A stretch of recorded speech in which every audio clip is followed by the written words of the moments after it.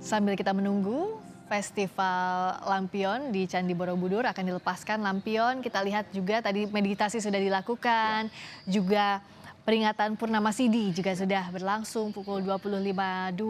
Nah, kalau kita lihat sekarang yang ada di gambar, api di depan itu api Merapen ya, api abadi Merapen, betul ya? Betul, itu api Merapen ya.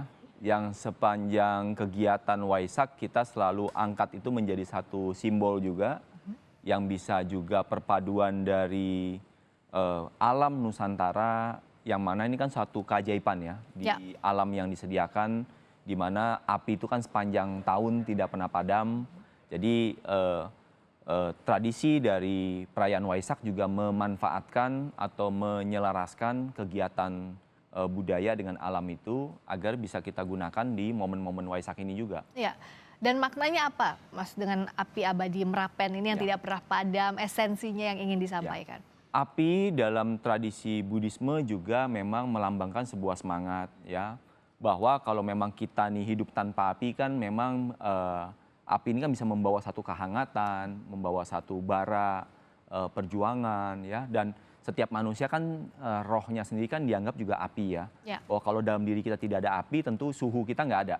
Nah, inilah sebenarnya suatu filosofi yang sangat kental, sering dibawa dalam bukan hanya dalam satu tradisi keagamaan, tapi dalam satu kehidupan kita ya. Dan terkait dengan peringatan Waisak sendiri, itu sama dengan kegiatan yang kita adakan biasa di tempat ibadah di agama Buddha, di wihara misalkan. Sebelum kita melakukan prosesi dimulai satu kegiatan acara keagamaan, kita juga biasa menyalakan lampu lilin. Itu lampu penerangan yang menjadi simbol selain semangat juga simbol pencerahan. Dari tempat gelap menjadi tempat yang ada nuansa terang di situ. Nah, inilah diharapkan bahwa ajaran, dharma melalui tingkah laku dan ucapan kita juga bisa memberi keterangan, baik kita sebagai pelaku maupun kepada makhluk yang lain. Gitu. Ya, dan mengutip quote Buddha juga bahwa kasih sayang adalah cahaya dan kita harus menjadi cahaya bagi diri sendiri ya. Betul. Itu yang harus sama-sama diingat dalam peringatan Waisak. Dan tadi menyambung pertanyaan saya sebelumnya, Mas Kevin, setiap peringatan Trisuci Waisak kita harus mengingat bagaimana 3 peristiwa penting. Bisa dijelaskan esensi dari 3 peristiwa penting Waisak? Ya, kalau saya ulang di kegiatan yang pertama itu adalah di bulan Waisak, di bulan yang sama, itu momen di mana seorang pangeran, yang mana kan tradisi Buddhis ini kan meyakini satu kehidupan yang sudah berlangsung berkali-kali. Yang kita sebut namanya tunimba lahir. Nah, pangeran ini yang lahir ini membawa karma baik yang sudah dia timbun berkali-kali dalam kehidupan lampau. Dan diyakini pangeran ini membawa sebuah karma baik yang menuntun dia menjadi seorang calon Buddha. Nah, jadi istilahnya kalau kita ibaratkan seperti saldo bank gitu, Mbak. Kita ini sudah punya saldo yang sangat besar. Menabung kebaikan yang luar biasa besar di kehidupan lampau beliau. Sehingga mengkondisikan beliau ini lahir di tempat, saat, dan waktu yang sangat tepat. Maka kenapa di tempat yang tepat, yaitu dia lahir di sebuah kerajaan. Di saat yang tepat ketika beliau menjadi seorang pangeran. Ya. Nah, dengan segala karma baik yang membawa dia ini, dia punya segalanya tadi. Dia punya kuasa, dia punya harta, dia punya kepandaian, kepiawaian. Ya, saat itu sebagai seorang pangeran, dia juga tidak perlu pergi bersekolah seperti siswa yang lain. Guru-guru semua ahli militer, ahli sosial, ahli budaya, itu datang ke tempatnya, kerajaannya untuk mengajar. Dan dia bisa menyerap semua ilmu itu lebih pandai daripada gurunya. Nah, ini makna yang pertama. Jadi kelahiran Pangeran Siddhartha itu membawa berkah, bukan hanya tadi kepada dirinya, kepada kerajaannya, bahkan dipercaya kepada semua makhluk. Nah, karena dia pengkondisian sebagai seorang pangeran ini menjadi sempurna sebagai calon seorang Buddha. Nah, beliau diramalkan kalau dia tetap hidup dalam kondisi duniawi, dia akan menjadi raja di raja, seperti kaisar gitu. Nah, tetapi dia juga punya pilihan yang lain.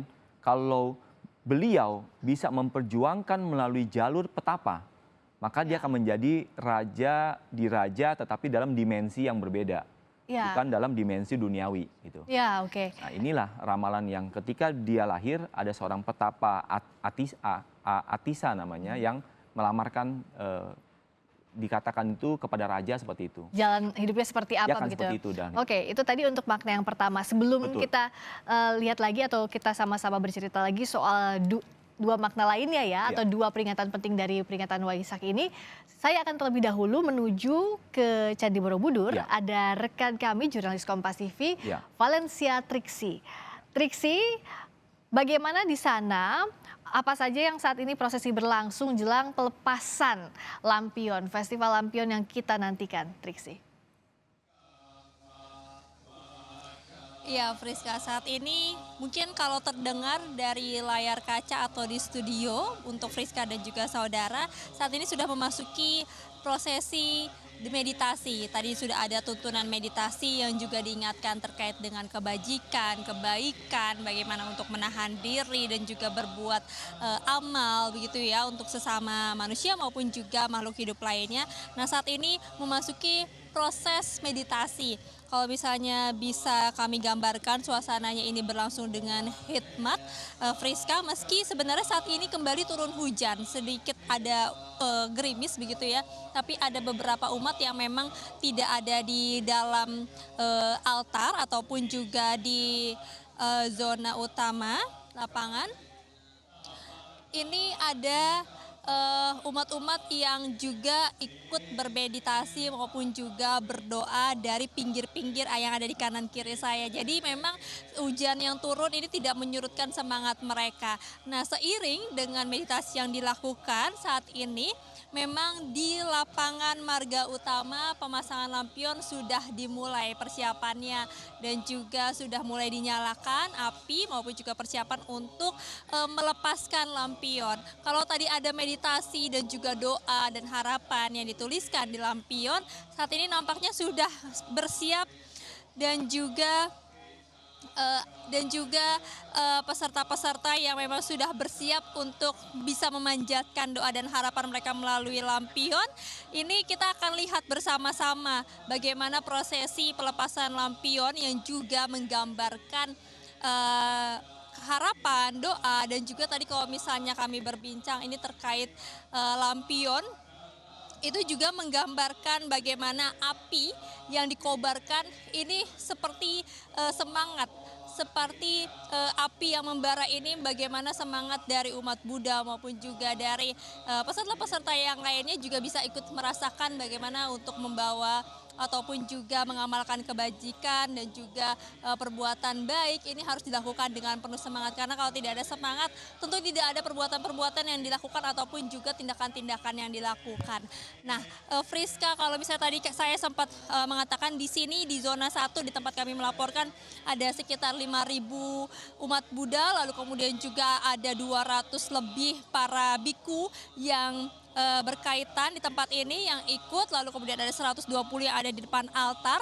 Nah, untuk di lapangan ini ada sekitar 3.000 peserta yang sudah mendaftar, karena memang dari sesi 1 dan juga 2 ini mereka sama-sama antusias untuk bisa mengikuti rangkaian Waisak. Nah, kalau misalnya sekarang Friska sudah ada yang dilepaskan, ada 2.000 lebih lampion yang sudah dilepaskan, diterbangkan, yang berarti adalah doa, ucapan bahagia maupun juga harapan ini sudah dipanjatkan kepada Yang Maha Kuasa. Baik, Triksi, terima kasih. Kita lihat Mas Kevin, tampaknya lampion sudah mulai diterbangkan tadi ya.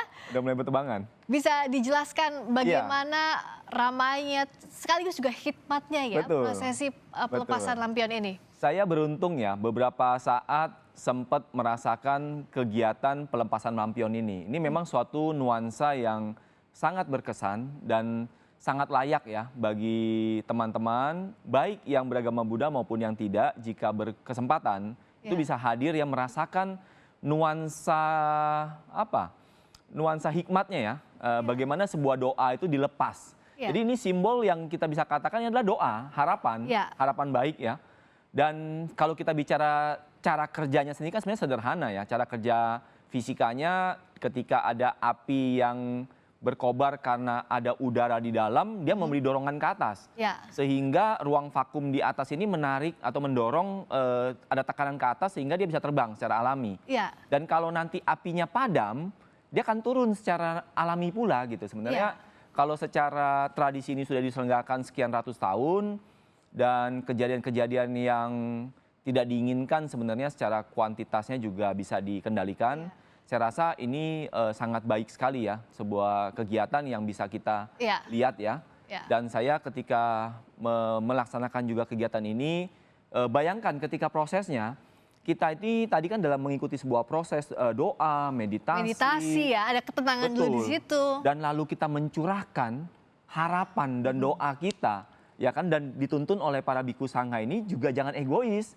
Jangan untuk mendoakan diri sendiri, tapi juga doa untuk alam semesta, doa untuk alam, doa untuk Indonesia, doa untuk kemanusiaan, ya. Dan lihat, bayangkan ya, ini kan seperti kita melihat bintang-bintang ya, tapi dalam jangkauan. Betul, Mas Kevin juga bisa lihat ya, bagaimana raut bahagia dari para umat yang hadir di Candi Borobudur setelah tadi sama-sama berdoa, khusyuknya, betapa hikmatnya, lalu doa-doa harapan itu dilangitkan.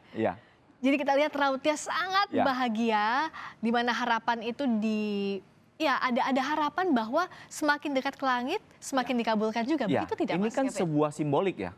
Dalam setiap tradisi keyakinan kan tentu ada dukungan-dukungan simbol.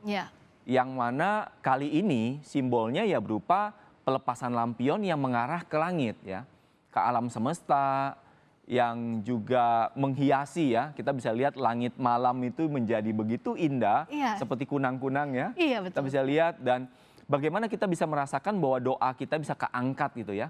Dan ketika nanti mereka sebelum menerbangkan itu mereka tuh menuliskan itu loh, Mbak. Oh, ada doa yang ada dituliskan, doa yang dituliskan, ya, itu ya? Betul. Ada doa yang dituliskan tuh, yang ada stiker-stiker tuh. Lihat ya. Ada stiker yang tertempel di sana, itu adalah bentuk doa-doa. Doa harapan, ada yang minta kesembuhan buat orang tuanya. Ada juga doa yang untuk perdamaian di tempat lain yang sedang berperang saat ini ya, dan lain sebagainya. Jadi inilah yang menjadi, kita bisa lihat tadi raut wajah pelakunya yang tadi Mbak Friska katakan. Kita lihat bagaimana kebahagiaan mereka dalam berbagi, berdoa, berharapan gitu ya. Ini kita saksikan. Bisa kita katakan bahwa momen ini juga sekaligus pencerahan, kesadaran untuk menemukan cahaya tadi ya Mas ya, dan juga jalan kehidupan dari apa yang dialami, ada harapan, ya bahkan yang dirasakan sehari-hari, kesembuhan, kesehatan, kesuksesan dan sebagainya ya. Betul. Dan atau ya silakan. Buat mereka yang masih jomblo dapat pasangan. Itu juga pasti jadi harapan utamanya. Harapan juga. Harapan, tapi yang jelas dari prosesi Festival Lampion ini tidak hanya umat Buddha yang menanti. Karena kita tahu pengunjung juga berbagai kalangan datang di sana. Bagaimana Mas Kevin melihat semangat keberagaman, tapi ujungnya satu, sama-sama untuk damai, untuk semesta. Betul. Jadi saya menyambut baik ya kegiatan yang diselenggarakan di Candi Borobudur ini bukan hanya membawa kedamaian, rasa bahagia bagi umat yang melakukan ritual di sana, tetapi kita menyaksikan bagaimana terciptanya kebersamaan, ya, kemudian kebermanfaatan bagi para pelaku ekonomi di sana. Betul sekali. Ya, tempat rumah yang jelas tempat makan, rumah makan di sana akan penuh. Kemudian para pelaku ekonomi kreatif di lokal juga penjual kain, penjual makanan, penjual atau penyedia. Itu ada stiker-stiker ya, Mbak ya? Iya, betul. Ya, ada stiker-stiker yang ditempel doanya ya. Lalu ada juga tempat orang-orang ojek ya, tempat parkir. Dan ini tentu harapan kita di sana tuh, Mbak. Bahwa memang event akbar ini memberi manfaat secara langsung ataupun tidak langsung kepada banyak pihak. Gitu. Betul. Dan seperti kita tahu bahwa Festival Lampion ini dilakukan di beberapa titik ya di Candi Borobudur secara bergantian. Di situ ada doa juga. Saya melihat tampaknya itu Duta Besar Palestina kalau saya lihat di gambar. Nah, jadi ini bagaimana semua doa ini dilangitkan, semangat perdamaian itu kita katakan dikirimkan melalui lampion ini. Tapi Mas Kevin bisa diceritakan lebih banyak gak sih? Apalagi yang ada di sana pasti kan merasakan lebih hikmat lagi bagaimana atmosfernya. Mas Kevin bisa diceritakan prosesi ini bagaimana yang terasa di sana? Iya, bagi kita pelaku seperti yang tadi saya sampaikan, tetapi jangan lupa jadi event yang saya sebut tadi magical moment ini, itu juga ditangkap oleh banyak para konten kreator loh Mbak. Mulai dari fotografer profesional, teman-teman insan pers ya. Saya ingat beberapa foto ketika prosesi lampion yang dilepas itu menjadi viral. Itu bukan hanya di Indonesia, karena sekarang udah sosial media di dunia sosial media, banyak fotografer-fotografer asing juga mengambil momen ini. Betul. Dan ini tentu menjadi citra yang sangat baik buat Indonesia, bisa menyelenggarakan event yang tadi saya katakan momennya itu magical moment ya. Ya, bicara soal magical moment ini kita lihat di situ ada tulisannya Indonesia Inner Peace, itu yang diharapkan. Inner Peace dari peringatan Waisak. Tapi bicara soal bagaimana atmosfer di sana, saya mau tanya lagi rekan saya, Valencia Triksi. Triksi, saya membayangkan kalau jadi Anda ada di Candi Borobudur melihat ribuan lampion diterbangkan. Pasti goosebumps, saya akan merinding dan juga terkesima. Triksi bisa ceritakan bagaimana magical momennya melihat lampion, festival lampion diterbangkan di Candi Borobudur, Triksi? Iya betul sekali Friska, kalau tadi saya bisa menggambarkan bagaimana pertama kali melihat titik-titik kecil itu ya sudah mulai terbang dan juga saat ini sudah banyak sekali ribuan menghiasi langit terutama di atas Candi Borobudur. Bisa dikatakan saya sangat terharu, terenyuh karena ini juga menjadi momen pertama saya Friska dan juga saudara untuk menyaksikan magical moment. Dan untuk di situasi di lapangan Kinari maupun juga di sekitar altar, ini juga semuanya sangat antusias ya. Semuanya keluar mengeluarkan handphone mereka, mengabadikan momen, ada yang mengucap syukur. Bagaimana akhirnya pada tahun ini juga bisa dilihat momen-momen yang indah, salah satunya adalah melihat doa dan juga harapan dan juga ucapan syukur ini bisa dilayangkan melalui salah satunya adalah lampion-lampion yang diterbangkan. Ada ribuan lampion yang diterbangkan, ini juga menunjukkan bagaimana api yang menyala sebagai simbol penerang. Kalau tadi salah satu Bante bercerita bagaimana api yang menyala maupun juga yang menjadi penerang ini juga bisa berdampak bagi sekeliling. Bagaimana ini juga menyimbolkan setiap kebaikan-kebaikan, setiap kesabaran maupun juga perbuatan-perbuatan kasih yang ditunjukkan dari umat Buddha ke sekeliling. Ini juga bisa berdampak seperti lampu, seperti lampion di tengah malam hari, di tengah gelapnya malam. Ini bisa terlihat dan juga menjadi fokus dan juga bisa menjadi daya tarik bagi masyarakat di sekelilingnya ataupun juga makhluk hidup lainnya. Maka dari itu memang selain momen-momen keindahan dari lampion-lampion yang menghiasi langit di kawasan Candi Borobudur ini juga maknanya sangat menyentuh hati ya, sangat dimaknai, sangat dirasakan sekali bukan hanya oleh umat Buddha saja tapi juga oleh peserta-peserta yang hadir dan juga ikut menuliskan doa, ucapan syukur dan juga harapan mereka di lampion-lampion. Jadi tentu saja ini sebuah pengalaman yang tentu saja tidak bisa dilupakan karena banyak sekali yang sudah mengantri tentu saja untuk bisa ikut berpartisipasi secara langsung melepaskan lampion dan juga melihat prosesi Waisak di Candi Borobudur, Friska. Nah kalau misalnya kita juga melihat tadi ada beberapa prosesi-prosesi lainnya, ini juga bisa digambarkan bagaimana para umat Buddha yang ada di sini mereka juga dengan sukacita melaluinya, mengikuti prosesi demi prosesi karena ini juga menjadi sebuah kebanggaan, kebahagiaan ketika mereka bisa ada di tempat ini dan juga mengikuti secara langsung Waisak ataupun detik-detik Waisak yang tadi dilambangkan dengan pembunyian gong 3 kali dan juga pemercikan air berkat. Friska. Ya, Triksi, luar biasa betapa hikmat dan bahkan terharu ya. Apalagi kalau berada langsung sangat menyentuh. Kalau berada di Candi Borobudur pasti bisa merasakan atmosfernya.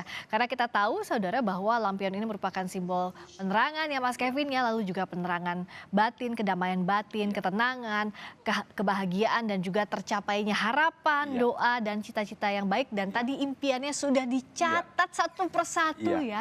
Di stiker yang diterbangkan di dalam lampion. Dan jangan lupa selain harapan yang belum terkabul juga ada rasa syukur di dalamnya bagi pencapaian-pencapaian yang sudah dicapai. Jadi pengalaman saya ketika kita melaksanakan itu juga ada yang bersyukur bahwa dia misalkan punya anak, dia punya keluarga yang indah, dia punya karir yang baik dan lain sebagainya. Jadi inilah tadi satu momen makanya tadi kenapa kita lihat raut wajahnya itu begitu emosional. ya ada rasa terharu, bahagia ya Mas dan ya. itu kan alami yang nggak dibuat-buat ya. Iya. Kita lihat ya.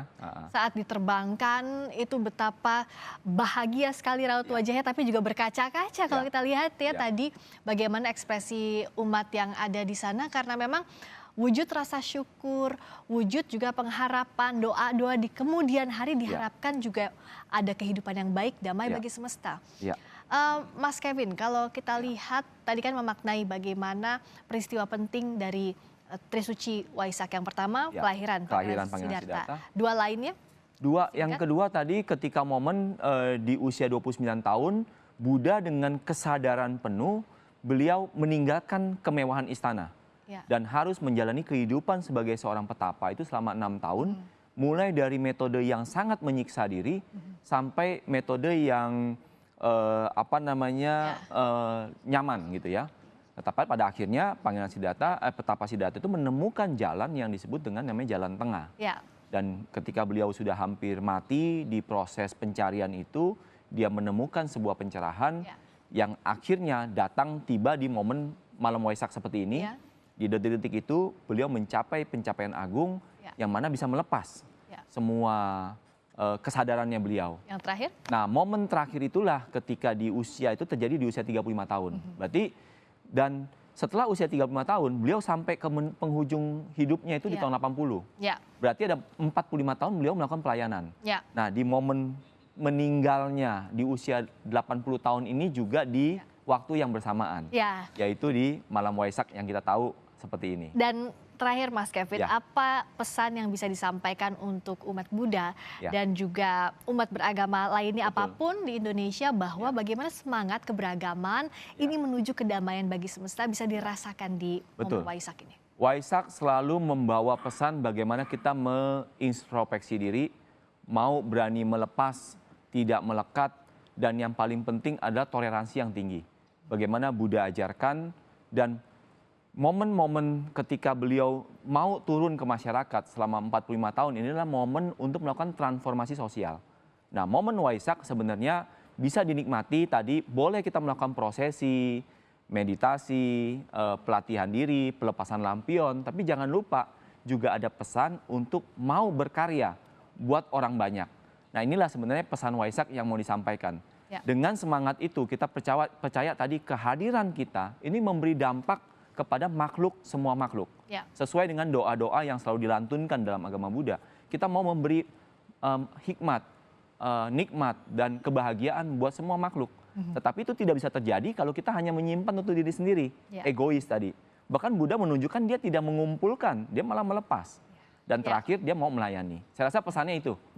Semoga di tahun ini Waisak juga membawa kedamaian, termasuk kepada bangsa kita. Amin. Yang kita percaya kita sudah di track yang tepat, pembangunan terjadi di mana-mana, kedamaian juga terjadi di mana-mana, ada perang, ada keributan, tapi di luar, tapi di Indonesia kita masih terjaga. Kita merasakan bagaimana pembangunan juga terjadi di mana-mana, harapan kita tentu mencapai di tahun 2045 nanti, muncul pemuda-pemuda Indonesia yang lebih berkarakter, yang lebih toleran, yang tentu yang punya kompetensi, karena persaingan di luar ini sangat luar biasa. Indonesia emas nanti ya dari Indonesia emas, ya kita siap menyongsong itu ya. Terima kasih banyak. Sama-sama. Mas Kevin Wu, Ketua Umum Dharmapala Nusantara. Selamat Hari Raya Waisak sekali lagi. Terima kasih. Terima kasih. Dan saudara, Sabe Sata Bavantu Sukitata. Semoga semua makhluk berbahagia. Damai bagi semesta, saya Friska Clarissa berterima kasih.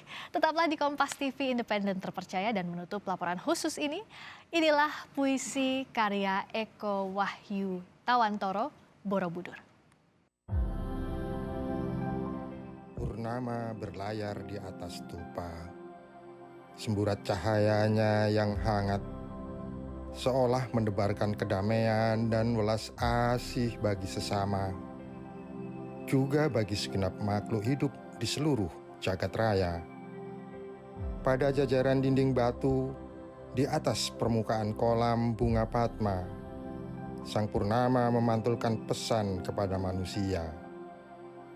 Kesadaran keberagaman adalah jalan hidup luhur, harmonis dan bahagia.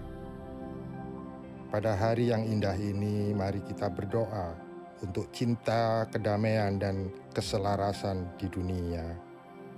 Selamat Hari Raya Waisak 2024.